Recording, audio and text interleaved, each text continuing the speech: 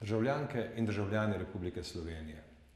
V zadnjih dneh ljudje s protesti na ulicah slovenskih mest izražajo svoje nezadovoljstvo zaradi razmer, v katerih smo se znašli, in zaskrbljenost spričo prihodnosti, ki jo lahko pričakujemo. Razumem stiske in razloge, ki so ljudi z grobimi posegi v njihovo socialno varnost in z nepripravljenostjo poslušati njihov glas pripeljali na ulico. Izražati nezadovoljstvo tudi z javnim protestom je človekova pravica, v katero ni mogoče posegati.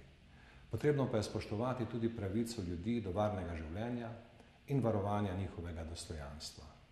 Zato res prosim vse naše državljanke in državljane, da se v protestih vzdržijo nasilja in ne nasedajo provokacijam, ki bi protestom lahko vzele njihovo sporočilno moč.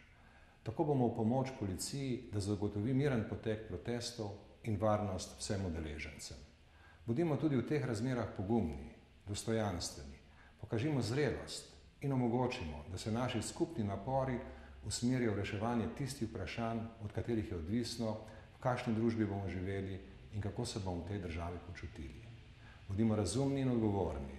Gre za vse nas. Gre za Slovenijo.